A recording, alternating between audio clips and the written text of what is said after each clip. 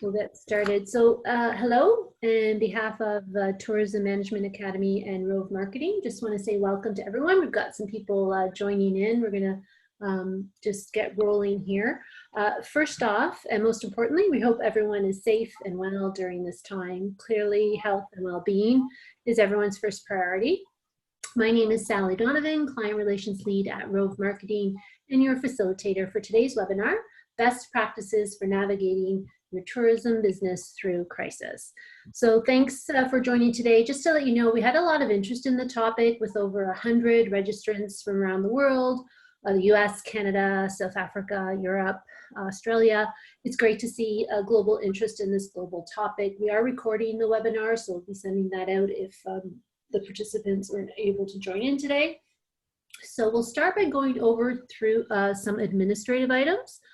In order to keep the webinar on time, we're going to just answer any questions at the end of the presentation. So you should see a chat box at the bottom of your navigation bar in Zoom. So just use that to type in your questions, and we'll get to them at the end. We hope you take notes and get some key points from the presentation. And just so you know, we'll email all of the attendees a copy of the Tourism Crisis Survival Guide. And that incorporates the elements of the presentation and even some other tidbits for small and medium tourism operators. Finally, we'll be holding the seminar every week. We'll try and update it as we can. So just feel free to pass the link along. I'll share that again with you at the end of the presentation. And hopefully you'll share that on with other members of your community and in the industry. So I'll start by introducing our hosts today. We'll go to the next slide. So our hosts today are James Sauter, founder and partner of Rove Marketing. He works with governed DMOs and tourism businesses all around the world. And James provides a great perspective on what the industry is facing as a whole. And Eric Hatterscheit, founder of Tourism Management Academy. He's an owner and operator of his own resort and tour company, so he has hands-on experience that he'll be able to share, but has also worked with hundreds of small and medium tourism operators, providing strategic and tactical business management and insight.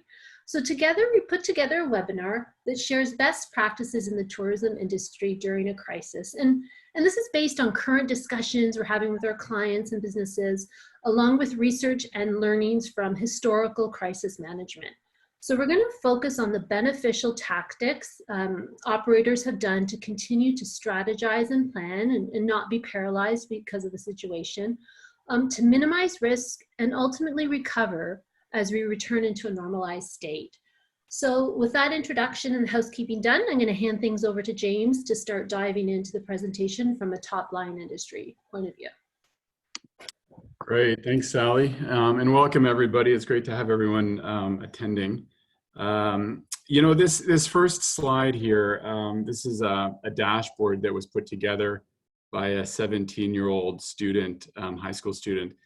And it really, the idea here is it brings together all the global data on the coronavirus and kind of puts it all together onto one stat. The reason why I wanted to share it with you is because just to kind of look at the magnitude of what we're facing. I'm not a health expert, so I don't want to get into kind of the comparisons with, Spanish flu or SARS. But the point that I want to make is that we're kind of in this for a bit of a long haul. If we think this is going to go away in a few months, that's just not going to happen. And so it's really important to kind of start looking at this as a really kind of mid to long-term problem that we're going to need to wrestle with as an industry within our own businesses, and really kind of buckle down for the long term.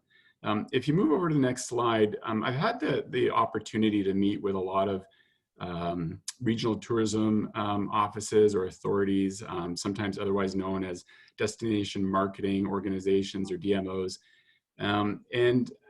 as we're kind of going through this, what I wanted to bring light to is the important role that they play and how they can be a resource to helping your business in these times of need.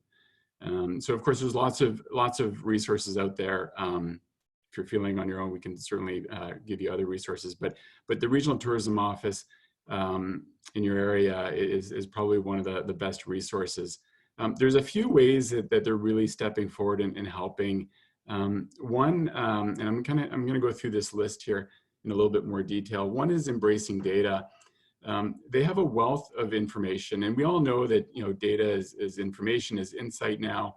But we encourage all the small business operators out there to start really embracing that data and to kind of tap into the data sources that are being offered by your tourism authority.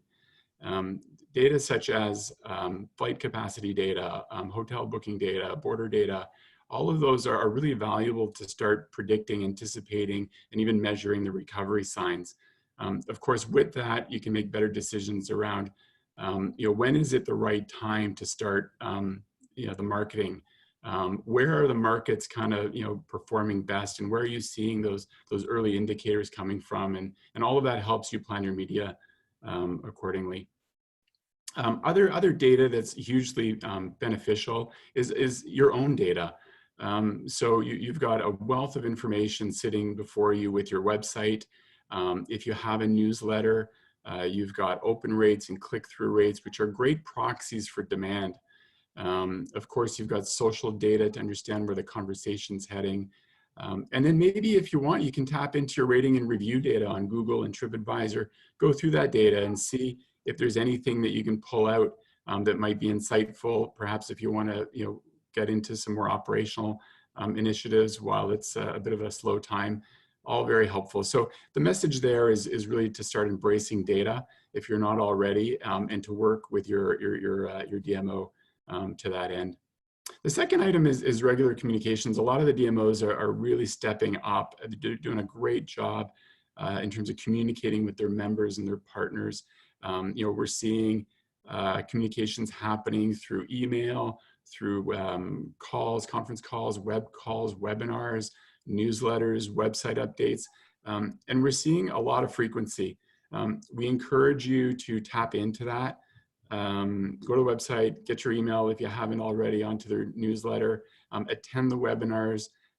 There's a wealth of information to stay plugged into. So just another resource for you guys to think about. Public and private sector collaboration. So, these are really unprecedented times. Where we're going to win is by coming up with innovative solutions and ideas. And nobody's better positioned to do that than the people on this call, from DMOs right through to private tourism operators. And by working together and collaborating, that's where the innovative ideas are going to come from. So it's really important that you engage with your DMO, you communicate, you work together, you join those working sessions, and get involved.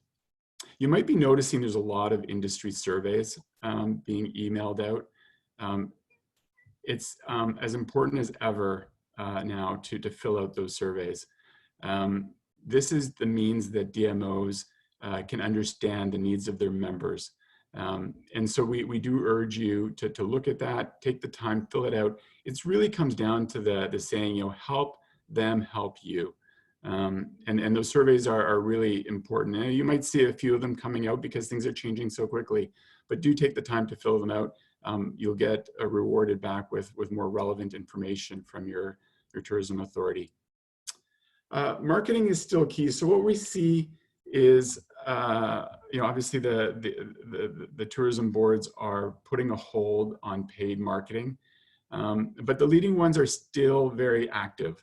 And they're active in social media, they're active with their e-newsletter, they're active with their websites, and they're kind of keeping that pulse going with their visitors, future visitors, past visitors, anybody engaged and following them.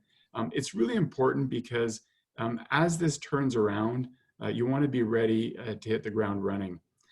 Another area where marketing is really important is to share how you're addressing the issue on the ground, both from a DMO perspective, but also obviously from a small business perspective, and to reassure visitors that destination, your business is managing this situation. That reassurance is going to make them feel safe when it comes time to make the decision to return, when the borders open up and everything starts to free up again. So communicating what you're doing is a great tactic when you can't do paid media and it doesn't make sense to do that. So just another way of looking at marketing in these times. The last one before I pass it over to Eric is giving feedback. And so this goes back to my first point around kind of being in it for the long haul. And it's really important to give that feedback in real time. We're all human. We're going to make mistakes. We're going to learn. That goes true for the DMOs and your tourism boards. So as they're kind of moving through this, do give them feedback. And that feedback will only help you downstream. Your ideas that you have, be verbal, share them, and let's get through this together in a strong way. As I kind of close up, and Eric, I'm going to pass it over to you now. It's really about working together. A little bit of empathy goes a long way, and keep those lines of communication open. All right. Awesome. Thanks, James. Really appreciate that. So as James stated, for this workshop, a good chunk of it is going to be specifically for the operators, the small business owners that are working within tourism. And being an operator myself, as James stated, I am a co-owner of a resort in Canada, and then I also run an international motorcycle adventure tour company. And so I'm familiar with what it's like to be an operator. And so, of course, same as any other operator, I was looking at, okay, where are the solutions? Now, one thing that's been my advantage that a lot of operators don't have is that another component of what I do is work with quite a few tourism companies, and we do that in a consulting and an educational way. And so I have the opportunity to talk with quite a few operators around the globe and learn from them what are the innovative things that they're doing right now that they're seeing positive results from. And so what I did is I took a number of those conversations. I've had quite a few conversations, probably hundreds of hours worth of conversations already. And I've distilled out what the patterns were that were working. And that's essentially what we've put into an 8-step action plan. And this action plan is not theoretical. This is the actual action plan that we're using for the operations that we run, as well as what we're sharing with other operators as what we're seeing for results. So I'm going to go briefly through these 8 points, and then we're going to go through each of them in detail. First is we want to break down innovation barriers. And what that means is you just need to open up communication with stakeholders and especially your staff. Second, we need to adapt your cancellation policies. I think that goes without saying. Cancellation policies are changing. So what's the message that you're putting across? And again, we're going to explore that. Number 3 is negotiating rental agreements. We also need to look at, okay, where's our money going out, and what are some quick ways that we can try and stop the bleed, so to speak. We'll discuss what the nuances of that looks like. Number 4 is still looking at marketing locally if possible. We will jump into that. I know a lot of operators say there's no way it's possible to market. And I can tell you that as of today, as of this morning, actually, there are opportunities for marketing locally, but there's a set way to do it in order to actually still bring revenue in the door. So we're still getting inquiries, but it's a different way of marketing than we typically have been doing. Number 5, accepting offers for help. A number of operators have had either previous guests or members of their community asking, hey, are there ways that we can help you? What's an appropriate response to that? And what are ways that you can leverage those offers, not in a way to take advantage of them, but in a way that's a win-win for everyone. Number 6 is striving to serve. And I know that title is not very self-explanatory, but what it really looks at is who we are as operators and what we're called to do, not just in times of crisis, but when times are good. And ultimately, we're here to serve our guests, to serve an audience. And what I want to remind you of is that continues on, and what that looks like. And operators that are doing this really, really well and actually taking it to an elevated level that I believe will really benefit them when this is all over, where they stand out among all the other tourism operators that are out there. So sharing with you what's working there. Number 7 is working on a recovery strategy. No surprise to you that there's going to be a point when you need to work on this strategy in terms of what do you need to do as we're coming out of this? I don't see very many operators really just sitting around doing nothing, but you definitely don't want to have that as an attitude. This is absolutely an opportunity to work on potentially a number of things that needed to be done, working on the business that you hadn't had time to do previously because you were so operations heavy. There might be a window of opportunity here. And when we've got that window of opportunity, what are the things that we've seen are things that are worth focusing on, that are going to get us results as we work out of this. And then number 8 is just, okay, what happens if you have a team, if you have staff, and what's your role as far as being a leader through this whole period, which is challenging for everyone. So without further ado, let's jump into our first point here, which is breaking down barriers. I wanted to throw this up here. I am a fan of Disney. Anybody that knows me knows that that's true, and that's because Disney focuses so much on amazing guest experience, which I think everyone in tourism can appreciate. And this is a quote from Bob Iger, who just retired as CEO from Disney. And I really think this resonates with where we're at right now. The riskiest thing that we can do is just maintain the status quo. This is not a time to sit and feel sorry for yourself. This is absolutely a time to say, you know what, we can actually level up. This is our opportunity to increase our capacity, increase the customer experience. This is the time when we can actually focus on what that might look like.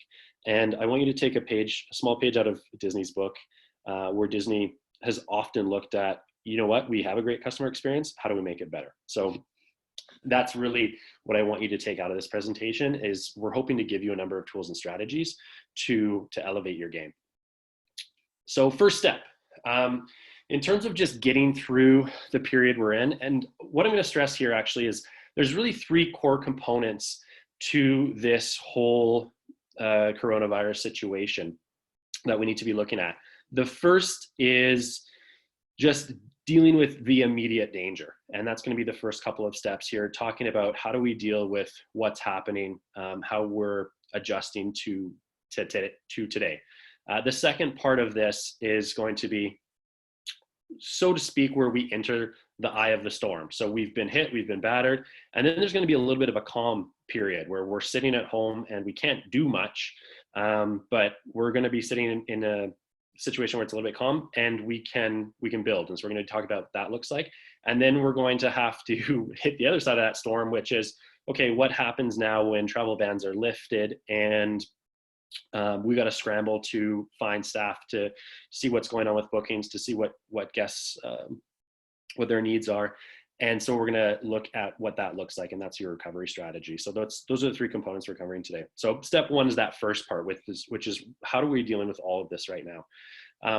One thing that I would really stress here is if you're still in a position where you have staff, some of us do, some of us don't.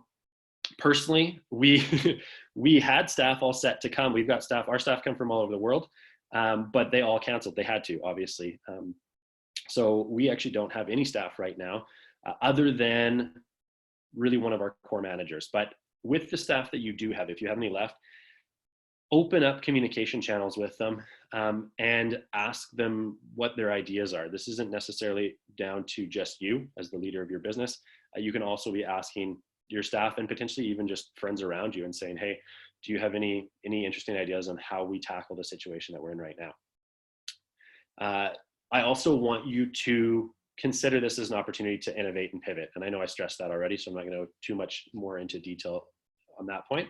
And then what I want you to do through this whole experience, this is what we're doing on a daily level, is we're writing down, here are what our tasks are for the day, here are what our tasks are for the week. And every single day we reprioritize and say, which one is the number one task, or if we could only get one thing done, what's the one thing that's going to be the most impact in a positive way on our business today. So really taking a hard look at that now, because information is changing day to day. Reprioritize every day what that task looks like. Moving on to step 2, looking at adapting cancellation policies and proactively addressing the situation. So if you haven't already, and most tourism operators have, sit down and ask yourself what your cancellation policy is. We've seen a number of different policies. You can see a number of those policies in the tourism survival booklet that we are going to be sending you as soon as this presentation is done. And we have templates in there as well. We've got email templates that you can use and you can copy and paste and adapt to your specific operation. What we're currently seeing as the most common practice, if you're looking for that, most common practice is a resort or tour company or transportation provider saying for the current period, anybody that has to cancel due to legitimate travel concern, so basically any time in the next couple of months, if possible, giving them either the option of either a full refund or a credit. I know a number of you are not able to process a full refund, in which case offering a travel credit or a voucher for whatever it was, the experience, the tour, the accommodation. And then for bookings that are a ways out, so a number of months out where there's this ambiguous zone and it's impossible to know what's going to happen at that time, typically what we're seeing is, hey, we're going to hold this booking for you. And if at that time you're not able to travel, then we'll automatically issue a voucher or a refund, depending on what your choice is. So that's what we're seeing as the most common practice. Another thing that some operators are doing is in an effort to encourage a bonus, in an effort to encourage a travel voucher, they're adding little bonuses onto that. So they're saying, okay, we can process a refund, but if you choose to take a voucher instead of a refund, we'll add these bonuses in. And obviously that's a case-by-case basis. Some of them are adding in extra tours or activities that they might have associated. Some of them are adding in, sometimes it's physical things, adding in, one company I know was talking about adding in, you get free beach towels. Another company was looking at giving away free, this was a place in the mountains, giving away free cozy blankets for the fall for those bookings. So just looking at what might work for you as a potential bonus, just to get them to take a credit as opposed to a full refund, because I obviously understand that it's pretty difficult for a lot of operators out there to give full refunds to everybody. For a lot of us, that would sink the ship. So that's what we're seeing as practice right now. But like I said, a lot of those, more of the detail you can find in the tourism survival guide. Step 3, negotiate your lease agreements. This is a challenging one for a number of individuals. I know that a lot of the operators I've talked to have gone and they've talked to the landowners or building owners or equipment operators or owners that they're leasing from. I'm gonna warn you, if you go out and you have these negotiations, the majority of the time, unfortunately, we're seeing the immediate answer from the landowner or the equipment owner is, sorry, I can't, because they'll have their own payments to the bank on either that piece of equipment or the land or the building. However, it's still worth having this discussion. And the reason it's worth having this discussion is because what that does is it puts pressure on them to then go to their banks and say, hey, can we get some kind of deferral for our mortgage or our payments on this? And that puts pressure on the banks to potentially look at deferring those payments, and then that might trickle back down to you. So what we're seeing is there's a good chance you're going to get an immediate no. We want you to have a conversation anyway, just so that it eventually puts pressure on the banks and they can adjust. Because unfortunately, the banks we're seeing are some of the last entities to adjust their policy, and we want to make sure that pressure is there. And hopefully it does come back to help you in some way. If not, at least you made the effort. All right, step number 4. We want to look at what is worth marketing locally. So we can engage in paid marketing. To give you a context, something that we're doing, and I've seen some of our clients, what we've seen that's working for them is they have switched their marketing campaigns from anything international. They've paused all of their budgets on that. But what they have done is they've put a small budget into local marketing. And this does not apply to all operators. I want to stress this point. Not all operators can engage in this, but there are quite a few operators that can. And what I've seen in conversation is there's a lot of operators that assume they can't, so they don't even try. What we're seeing is that we're actually still getting positive return on a small marketing budget locally. Part of the reason for that is the game, if you're putting ads out, let's say on social media. So for instance, if we put ads out on Facebook, there might have been a time when it was difficult to get return on investment with those ads. What's really interesting now though is a lot of your competition have pulled their ads. And because all those ads are pulled, Facebook works on basically on a bidding system. If there's no other bidders out there, your ad costs drop dramatically. So what's been really interesting for us to see is that our ad cost to advertise locally on Facebook has actually dropped dramatically. And the analogy I want to give here, this will be an interesting one for you if you're a private operator. And it's a little bit out there, but I think it'll make some sense to you, is if any of you guys have seen the movie Forrest Gump, in that movie, Forrest Gump, he meets this guy named Bubba who owns who wants to go out shrimping. And Bubba ends up dying in a war with Forrest Gump, and Forrest Gump ends up going and running this shrimping boat, which was Bubba's dream, with a guy named Lieutenant Dan. And they go out and they're fishing for shrimp, and they're not catching anything. In other words, it's not worth it for them to go out and fish for shrimp, but they keep trying. And then all of a sudden they get stuck in this massive storm. And they essentially are the only boat that's out there in the storm riding it out. And because they're the only ones out there riding it out and manage to make it through, once they're on the other side of that storm, all the other boats that were out there shrimping, they've been absolutely obliterated in this storm, and it leaves lots of opportunity for them, and they start catching just hordes of shrimp. Now, I know that's a bit of an out there analogy, but it is essentially, it's what's happening right now on Facebook in the tourism industry.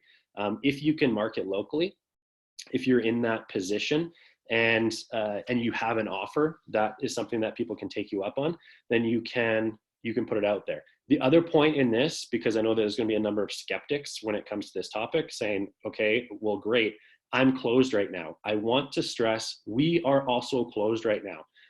Our resort's closed, our tour company's closed. That doesn't mean that you can't take bookings for the future. And that's what I'm showing you is you can still run ads, you can still run them locally, and people are still booking. We're getting not tons of bookings, but we're actually getting 1 to 2 bookings a day, which is it's keeping the lights on. So something that's worth looking at. Another component of this, I talked a lot about paid advertising there. Another component of this is there is free marketing. Go out there. Your guests, they're not gone. They are at home. So engage with them on social media, having conversations with your guests on social media. And when you're when you're talking to your guests, really good way to think about this is just ask them questions. Still asking them, what are their current challenges right now? What are they looking for? What do they want? And just seeing if there's other ways that you can serve them digitally now, as opposed to at your location or in person in that experience. We're going to talk a little bit more about that later. Another thing that we're seeing from some of the businesses that we're working with are direct mail. So depends on what region you're in, but direct mail is actually working really well right now in terms of just mailing out vouchers, mailing out if you're a spa and you're able to operate, which I know is definitely decreasing, but offering a 30-minute free massage. If you are closed, I'll stress again, doesn't mean they have to book right now in this time period. You can always defer that booking to a number of months down the road. But at least what you're doing is you are getting those bookings in the door, so you know that your fall is actually getting padded pretty well, and you've got money coming in the door in the future as opposed to not having anything. So looking at direct mail is a great example as well. And we give you a number of case studies, pictures, examples in that tourism survival guide. So you can take a look at specifically what that looks like. It even goes through our Facebook ads that are working right now. It actually goes through the exact copy, the exact writing that we're using on those ads, what's working, and it breaks down each part of those ads and gives you the formula for what's working for us as far as the ad copy goes, and looking at what kind of pictures we're using and all that as well. So worth looking at. By the way, guys, if you have any questions, I'm sure Sally said this, but we're going to try saving questions for the end. But if you have questions, go ahead and put them into the chat box, and then we can address those at the end if you've got any questions about anything that we're talking about here today. Okay, step number 5, accepting offers for help.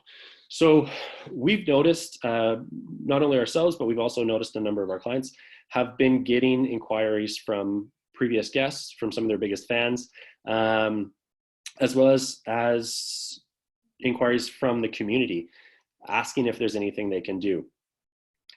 This is an opportunity where we're not here to take advantage of anybody, but we are asking ourselves, is there potential here for win-win situations or scenarios? The first thing I want to address is, if you have previous guests that are asking if they can help, the best thing that they can do right now is give you reviews, because this will be over at some point. And when this is all over, it's going to go back to potential guests looking at your property, your experience, your tour company, whatever it might be. And one of the number one factors that plays into somebody coming and having an experience with you are the reviews of previous guests. So if a guest asks, hey, what can we do? Put a link together to whatever review platform you want them to review on, whether that's TripAdvisor or Facebook or Google or wherever, and give them a link so that they can go there and they can review that thing. What we've seen, because we've run this quite a few times in the past, it's a lot better to give those guests a link to one place. So for instance, let's say the Google My Business, if you want Google reviews, give them a link to just that, as opposed to just saying, hey, go to whatever platform you want. Because even though they have the best intentions, if you're not directing them exactly where to go, then they might say, oh, I don't have time to go and search for this right now, and they're going to forget about it. So give them the exact link, and allow them to go and review you. The other thing that a lot of businesses haven't thought of is, this is an opportunity. This is a great opportunity to engage in what we call contra. So engaging in fair trade options with looking at who's in the local community, whether it's a carpenter, a plumber, a electrician, looking at videographers, photographers, and saying, okay, what value can they bring to our organization? And you work out some kind of deal where they come in, they do work for you, and then you, in exchange, give them either accommodation or experience. And there might be some money still exchanging hands. We've had that as well, where it doesn't necessarily equal out one way directly to the other, but there's a chance here where you can bring those individuals in. We've seen that personally. We've actually had more requests than ever to have individuals come and engage in that way with us, because a lot of people out there, especially if you have accommodation, a lot of people want to get out of their homes and go somewhere else. Now, this might not necessarily apply if you're a hotel in the city, but I know quite a few people that are on this call or watching this recording. A lot of you have accommodation properties that are outside of the city, and there's a huge demand right now to get out of those urban zones and into places that are a little bit more remote. And this is a chance to potentially get a lot of work done. If you're looking at those opportunities, and you are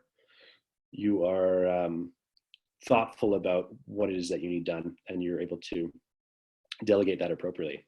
The third thing is media. So this is another thing that I think a lot of operators are not looking at. But what we have seen through studying past crisis is that one of the largest, or I shouldn't say the largest, one of the most effective leverage points coming out of a crisis is leveraging media.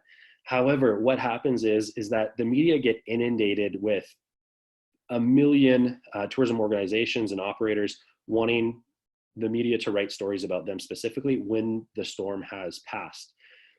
What we're looking at, and what I would advise all of our clients to look at, is start contacting the media right now.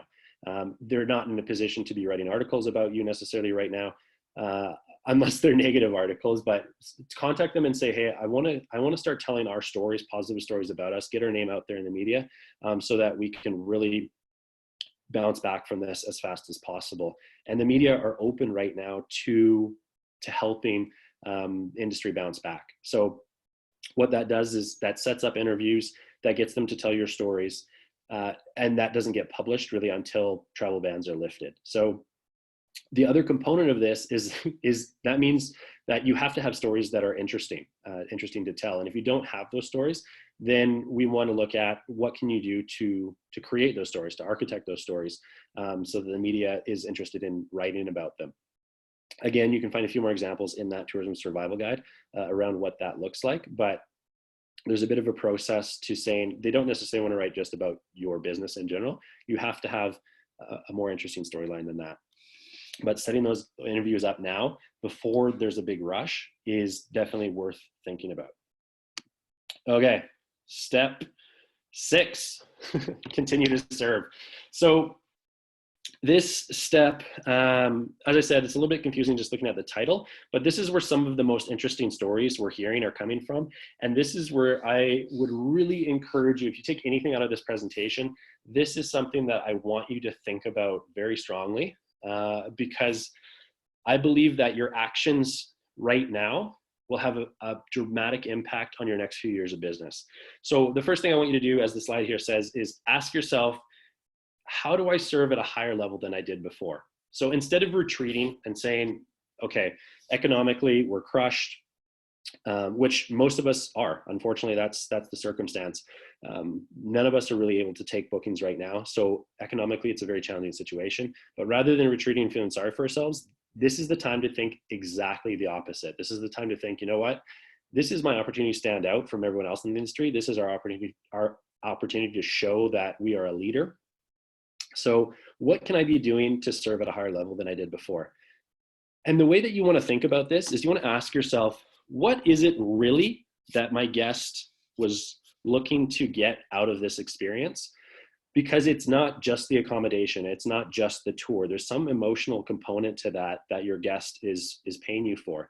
And what you want to do is you want to ask yourself, is there any way that we can elicit some of that emotion, even though they're not coming here? So I know you're going to be wondering, okay, what does that mean? Give us some examples.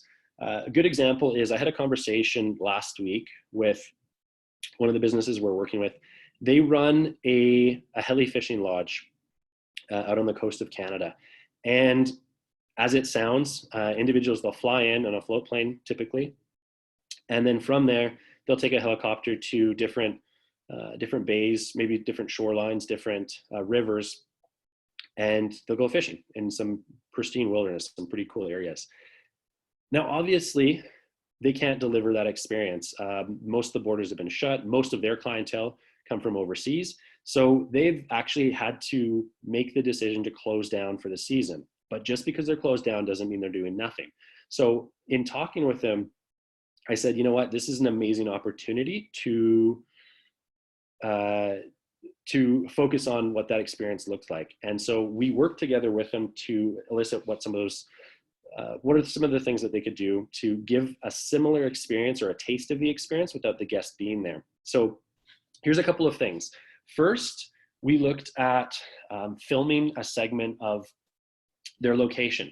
So this is as simple as just setting up a camera in their case, on the shoreline, and just filming whatever happens for a couple of hours on that shoreline, ideally in a higher resolution.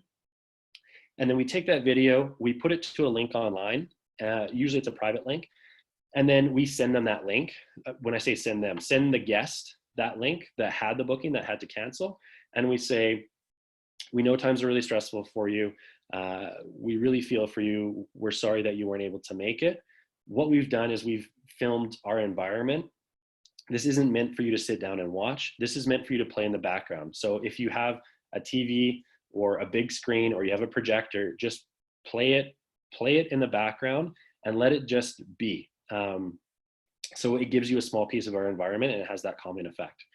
Another thing that they did, this heli fishing resort, is we looked at, okay, what's an experience that they're looking to have with you?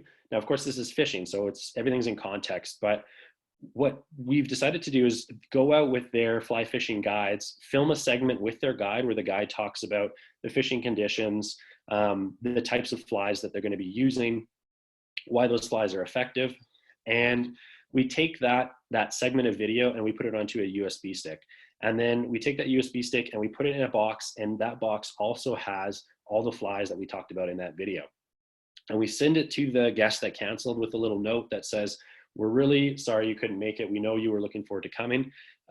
We've decided to give you a small taste of that experience. You can watch this video. You'll have a better understanding of what these flies are used for and what conditions they're used in. If you get the opportunity to come to us, then they're here ready waiting for you. If you don't, here are a few other places around the world where you can fish with these. And that, I think, is a great way of really exhibiting that you still are there to serve the guest. You still care about their well-being, even though they can't come.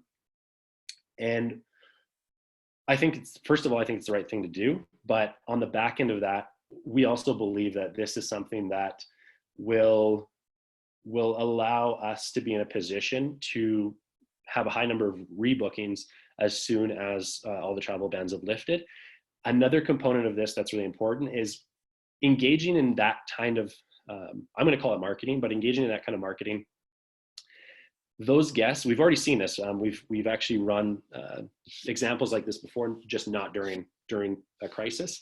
And pulling moves like this, those individuals that are receiving those packages, they will absolutely share that on social media. They'll share it with their friends. They're going to talk about it with their peer group. And what we know is that if they're an ideal guest, there's a good chance that a chunk of their friends are ideal guests as well. And it's that it's really leveraging that word of mouth marketing as well as digital marketing, but they're hearing it from a trusted source. So there's a number of reasons to engage in this.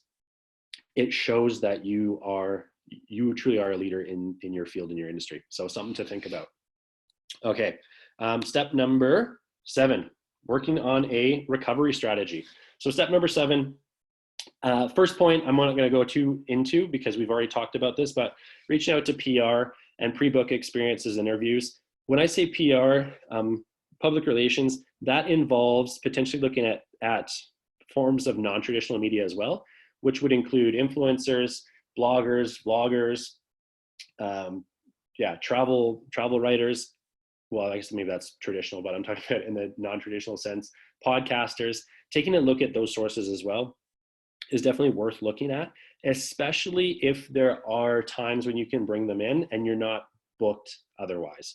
And so there might be a period of time here when a lot of those individuals are younger. They're willing to travel a little bit sooner, probably when we're on the other side of this than potentially your typical guest. And so looking at forming those connections and bringing them in early. Second, setting up a waitlist opt-in. So we actually inadvertently, we played around with this last year. We started playing around with this with a couple of our clients. And what we did is if you were booked out or if you were unable to continue to receive bookings, either for a specific experience or for the whole season in general, putting up a wait list. And we didn't realize this was a complete experiment, but if you set up the wait list properly, we actually saw higher opt-ins with our wait list than any other opt-in that we had running on any of our sites.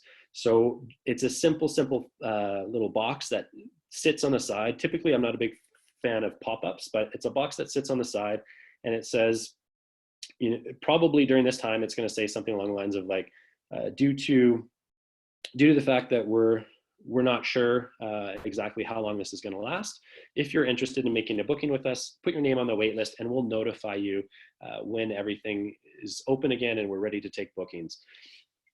That's it. And you get those individuals on the wait list. Part of the magic here, though, is you don't just leave them on the wait list until you are open again. What you do is you elicit curiosity and you elicit anticipation with them about the things that you are working on in the interim. So actually giving them small hints, snippets, pictures as to what you're working on. For instance, one thing for us specifically, if we're talking about our resort, we're giving them snippets as to, hey, here's a whole new, for us, we deal with families. So here's a whole new fort that we're building for our kids in the woods. And we're giving them small snippets of different components of what we're working on.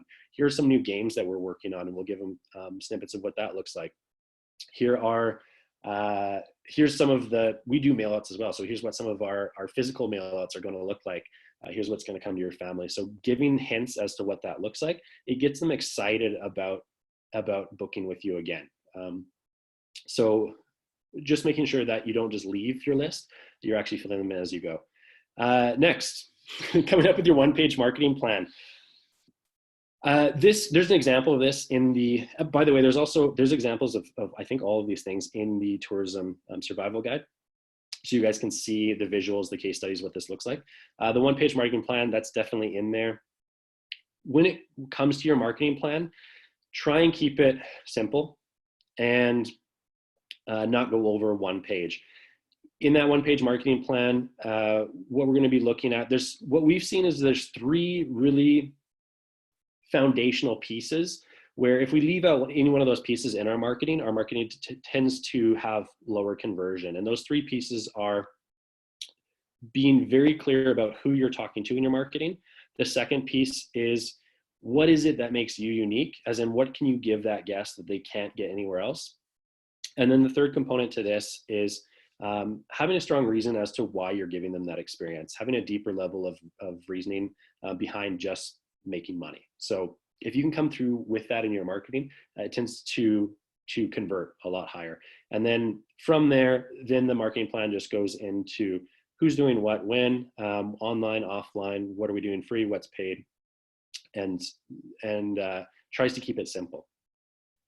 The next thing that is worth everybody looking at, we're in the tourism industry. All of us are in this together. If you're in the tourism industry, guess what? You are meant to be an expert at experience. You're meant to deliver an amazing experience. Wherever you're at, it doesn't matter where you're at, you have an opportunity to elevate that experience. So I would spend some time, we're definitely spending some time right now looking at how do we elevate our level of experience. Part of that is just fun. You should focus on it because it's fun to do. The other portion of this is, yes, there's a monetary gain. The more you are able to enhance your experience, the more you're able to charge. And often, in this case, the more you're able to charge just for an experience, often those experiences, you can enhance the experience dramatically without adding cost to it. So looking at just the interaction between your staff and the guest, or you and the guest, it can enhance the experience in a significant way, and it doesn't necessarily have to increase your overhead, but it can dramatically allow you to change what you're charging for that experience, which leads to increased profitability. So it's worth looking at. It's especially worth looking at now when you're not bogged down with all of the operational stuff that you're often bogged down with day to day. It really allows you to focus on strategy here. The next point is just marketing, looking at what is it that you're doing for your internal marketing. And when I say internal marketing, everyone's got different definitions of what that looks like. What we use as internal marketing as a definition is, what are your experiences with your guests while they're with you? A good portion of that looks at what are the ways that the staff understand, or let me rephrase that. What do the staff need to understand about that guest experience and what their responsibilities are? And also what their genuine interest is in serving that guest. Unfortunately, there's a lot of experiences out there where the staff are told to serve the guest a certain way, but they're not authentic about it. So a huge portion of this is actually focusing on your culture, looking at how do you operate internally. And when we're looking at that, what we like to see in our training is first focus on that staff experience. Everyone focuses on the customer experience, the customer journey. We think it's important to focus on the staff journey. Get the staff excited about what you've got. Get them excited about promoting who you are and what you stand for. Get them bought into that culture. That's an important component. If you want your staff to be on your team, on your side, that has to be there. Within that as well is also the structure. So looking at the planning, the strategy, the training, what does that look like? Are you making sure that your staff aren't frustrated because they have the resources and the knowledge that they need in order to execute their jobs? And then another component of this as well that unfortunately a number of operators don't necessarily think of are, what are the stories that you're giving your guests to tell? So if you want word of mouth marketing out there, part of that's going to be the experience, but a good chunk of it is you give your guests interesting stories to tell through your own stories, your own culture, and they will tell those stories to their friends, which means that you're being talked about. This is also a good time to think about what are stories that we have that we should be telling. Then we look at our external marketing, and that I kind of already talked about in that one-page marketing plan, which is just looking at what are we doing in the outside world, what's free, what's paid, what's online, and what's offline. And what I really want to stress on this point is so many operations think we just need to focus on digital. However, one thing to keep in mind is that the most effective marketing is marketing that stands out, that's unique. And so if you're clever with it, you can actually be very, very effective with offline marketing, but you have to do it in a way that not everybody else is doing it. So in other words, there's always exceptions to the rule, but we're looking at not necessarily, okay, let's go design and print off a new flyer. What we're looking at is what are maybe pieces of direct mail that could work really well? What are pieces that we could use to help with referral strategy? What are pieces that we could use within the community to boost our marketing? So there's a lot of really amazing offline marketing that works extremely well if you're clever with it. So don't discount it. Definitely have a balance of both, but look at both sides. So that's what we're looking at when it comes to working on a recovery strategy, looking at some of these key points. If you have additional points that you think and or are using and you're getting great results with, love to hear about that in the chat as well. Again, if you have any questions on this, for sure you can throw them in the chat. All right, on to the last step here in our action plan. This one doesn't require a lot of explanation. It's just to make sure that we're actually thinking about it. It's taking a look at what's a potential timeline for us to work through this, and on that timeline, what are the core things that we want to for sure accomplish during this period. And some of this, it might be just you. Maybe it was just you all along. In some cases, you might have had a team of staff, but unfortunately, a lot of us have had to lay staff off, or those staff, in our case, never arrived. So understanding, okay, what is it that we can do with the resources that we have? And even if it's you, or if it's just you and a partner in a lot of cases, for a lot of us, the season is either just starting or maybe we're in the middle of it. Looking at, okay, with the resources that we do have, with the people that we do have, who can do what, and on what kind of timeline are we looking at that? I'm not going to go too deep into this, but in that tourism survival guide, there's also a number of screenshots and case studies and examples of just managing tasks, managing staff, effective ways that we've seen to do that, so that you have some context in there of what that can look like, especially during crisis when you need to often move fast. How do we move fast, and how do we make sure that we're not necessarily micromanaging, but we know that things are getting done? There's some examples and tools that we've got in there for you guys. All right. I might have sufficiently inundated you guys. We're going to open up now for questions. So if you have any questions, we're going to check out the chat box. And then the other thing that I'll allow here as well is I'll allow you guys to unmute yourselves so you can ask those questions in person as well. But what we're going to do is we're going to start with, if there's any questions in the chat box, then we can take a look at those. Great, Eric. Thanks so much, and thanks, James, to both of you for the great insight and information. And as Eric said, we'll have a look at the chat box. There is a question, so I'll throw this out to you, Eric. I'm concerned that asking for followers' current situation that they're facing, some will ask, why are we not refunding total payments? And I guess it's the whole idea of the sort of the two-way dialogue, and even with reviews, if full refunds are not being offered, and sort of how to handle and sort of handle that information that's being posted. Yeah, sorry, is that a question for me? Yeah. So that's a really good question. It's a tough question. I definitely empathize with you. I've had many hours of chats when it comes to our resort and what our policies are, because those conversations are changing daily. And part of the reason they're changing daily is because our cancellations are still rolling in.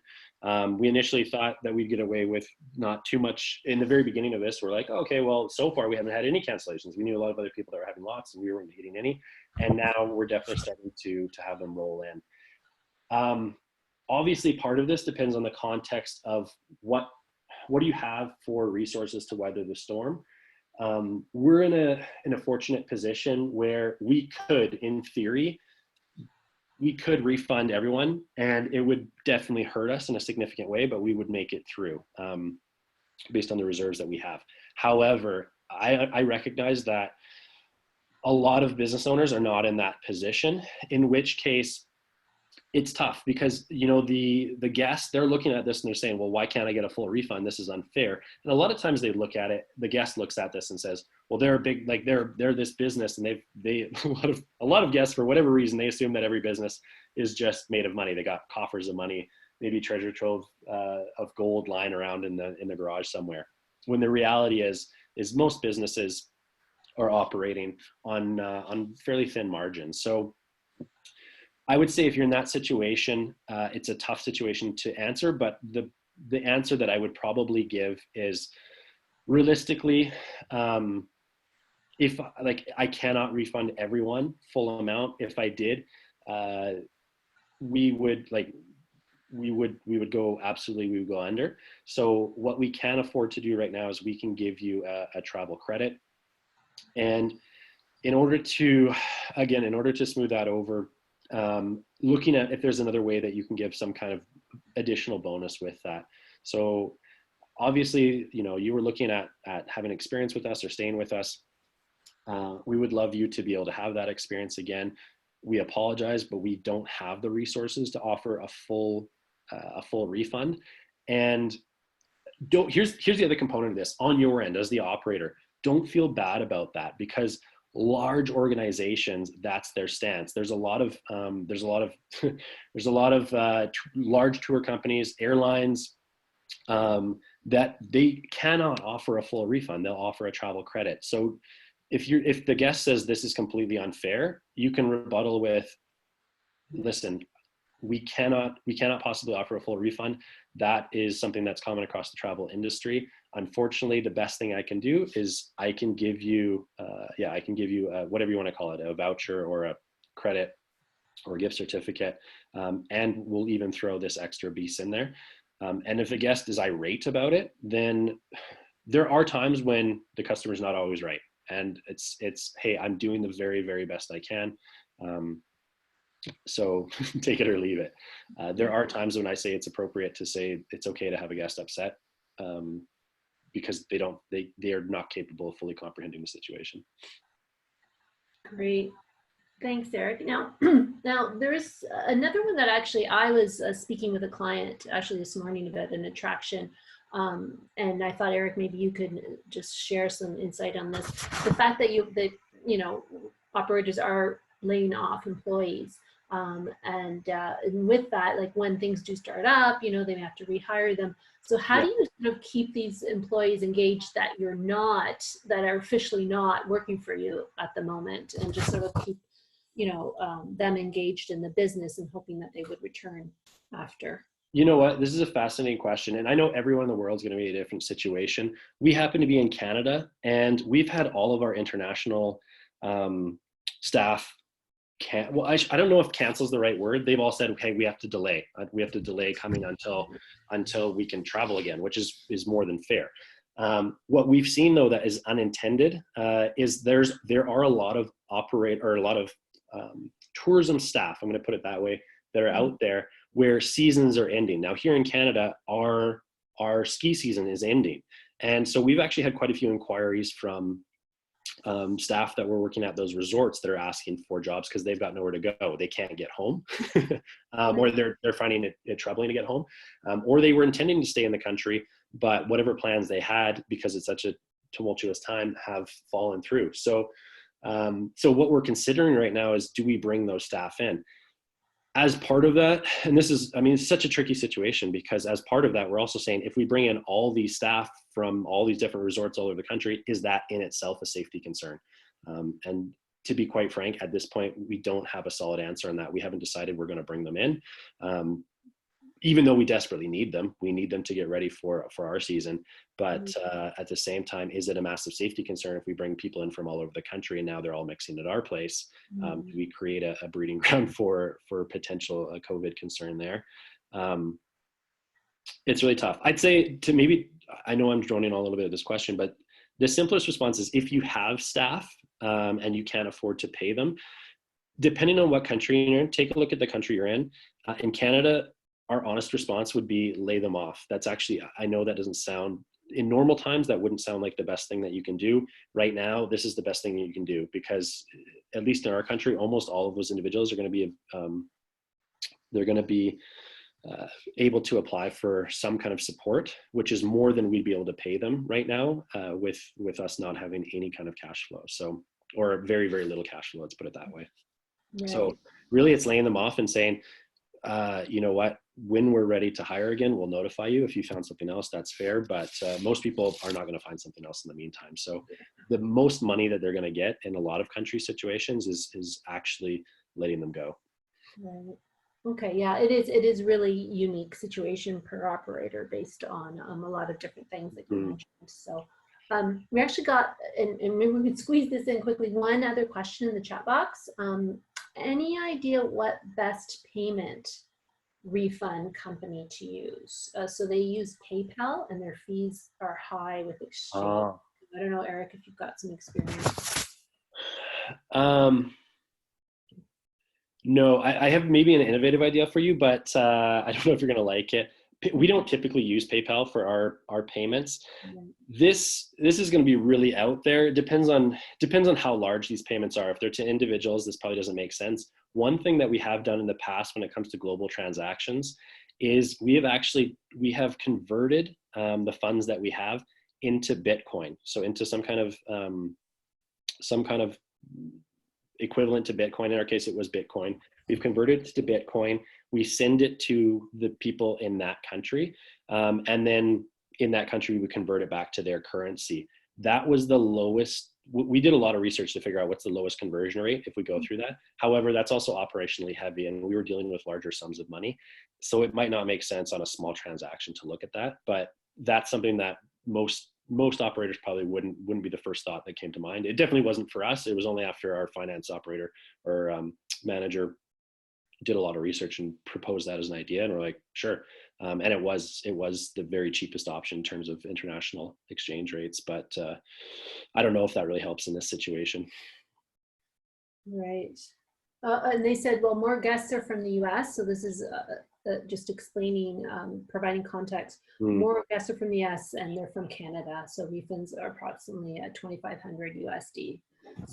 What we have done, maybe to answer this question better, is we even now, this is part of our discussions now, is if somebody asks for a full refund, do we give them the full refund, or do we give them the full refund minus administration fees? And administration fees, you can explain to them, hey, we've already lost a chunk of this money on exchange rates and fees from the payment companies. So unfortunately, the most we can give you back is often in cases is 90%. Our guests have actually none of our guests have argued with that. So if that gives you a little bit of context, just say, I'm sorry, but some of that money's already gone because it's been taken by the payment companies. It's been taken by exchange rates. So we'll give you back everything that we have.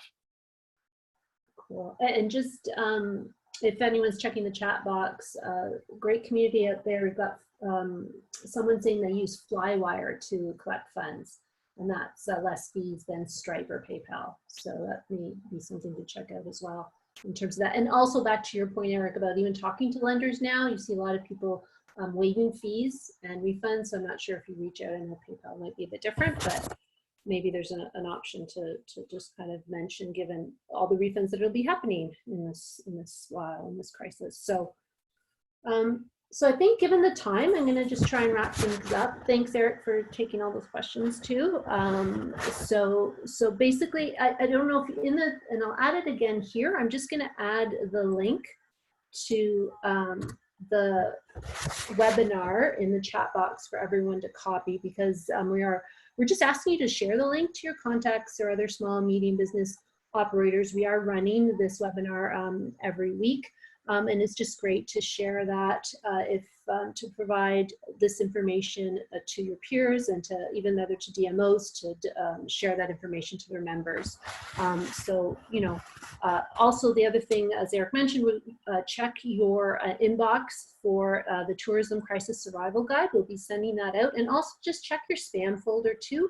lots of emails going out these days. So just have a look in your sandbox, because that will be coming out to you shortly. So I think in closing, I guess we just hope you enjoyed the session, gained a few ideas and confirmation or thought starters as we move forward into this uncharted territory. So on behalf of James, Eric, and myself, we just want to say thanks. And it's really great to see the support in an industry that's being hit hard. Just know you're not alone, and we'll get through it together. So stay well and healthy, everyone. Thank you. Thanks, guys.